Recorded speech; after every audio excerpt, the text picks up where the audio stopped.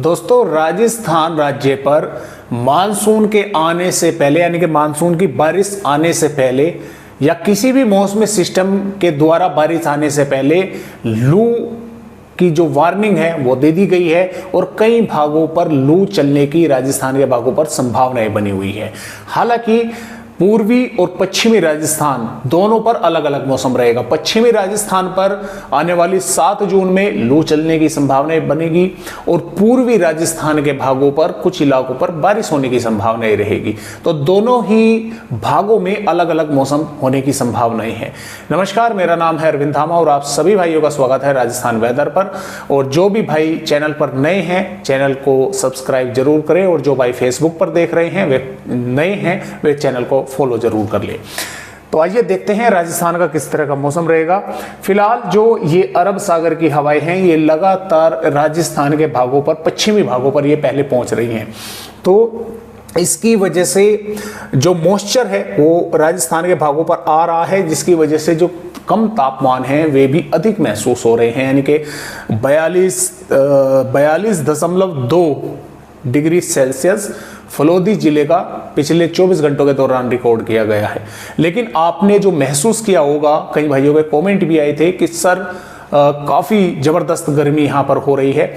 तो लगभग 44-45 डिग्री का आपने वो महसूस किया होगा, क्योंकि अरब सागर की हवाएं उसमें ऐड होकर मॉइस्चर इतना इकट्ठा हो गया है कि गर्मी जो है यानी कि जो तापमान है वो 42-43 का ही, 42-42.5 का ही 44-45 डिग्री का जो है वो फील हो रहा है। तो यहाँ पर इसी तरह से संभावनाएं लगातार बनी रहेगी, लेकिन कुछ यहाँ पर पूर्वी भागों पर बारिश भी होने की संभावनाएं हैं। 3-4 सर्कुलेशन लाइन लगाकर बने हुए हैं पंजाब से हरियाणा, उत्तर प्रदेश के भागों पर। उनकी वजह से कुछ हवाएं जो हैं वे यहाँ पर पूर्वी राजस्थान के यानी कि एक ट्रफ भी है, जिसकी वजह से यहाँ पर कुछ इलाकों पर थोड़ी बहुत बूंदाबांदी भी होने की संभावनाएं हैं। इसके साथ साथ मानसून आज फिर रफ्तार पकड़कर आगे बढ़ गया है। यहाँ पर महाराष्ट्र के गोवा के भागों पर और कर्नाटक के भागों पर और अधिक बढ़ गया है। तमिलनाडु के लगभग सभी भागों पर पहुंच गया है। आंध्र प्रदेश के दक्षिणी भागों से होता हुआ पूर्वोत्तर राज्यों में पहुंच गया है। हालांकि थोड़ा अभी पूर्वी भागों के हिसाब से देखें, पूर्वोत्तर राज्यों के हिसाब से तो जो है वो लेट है, क्योंकि 5 जून के आसपास लगभग असम मेघालय को मानसून कवर कर लेता है, लेकिन अभी तक सिर्फ दक्षिणी भागों पर ही पहुंचा है। तो जल्द ही इसके और आगे बढ़ने की संभावनाएं हैं।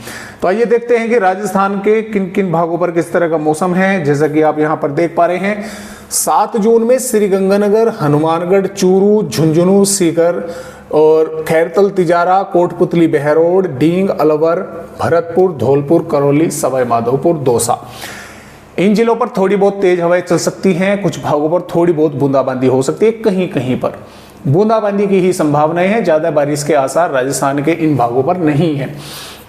हालांकि कुछ भागों पर कुछ समय के लिए यानी कि जिले के कुछ गांव या शहरों पर या कुछ इलाके में थोड़ी बहुत समय के लिए कुछ तेज बारिश हो सकती है, या फिर ऐसा भी रह सकता है कि तेज हवाएं चली, बादल आए और वे आगे ऐसे ही बढ़ गए, बारिश हुई ही नहीं या फिर हल्की फुल्की बूंदाबांदी कर चले गए।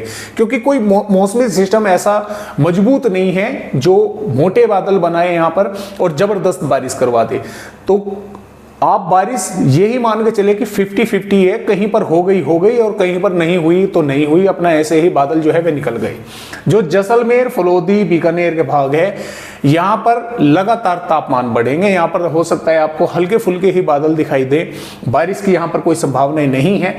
तो लगातार तापमान बढ़ते रहेंगे, क्योंकि यहाँ पर जब तेज धूप निकलेगी जमीनी भागों का तापमान भी बढ़ेगा और हवा जो है वो यहाँ की गर्म होगी और उसमें अगर थोड़ी सी अरब सागर की हवा भी मिलेगी तो मॉइस्चर तो पहले ही यानी कि जो यहाँ पर रहेगा वो ऊपर उठेगा। तो फील जो है वो, जैसा कि मैंने आपको शुरुआत में बताया कि 42 डिग्री के आसपास के तापमान ही 44-45 डिग्री के आसपास जो है वे महसूस होंगे, और जबकि यहाँ का तापमान भी बढ़ने वाला है। तो यहाँ पर काफ़ी ज़बरदस्त गर्मी का सामना आपको करना पड़ेगा और यहाँ पर उमस का और प्लस गर्मी का दोनों का सामना आपको यहाँ पर करना पड़ सकता है 7 जून में।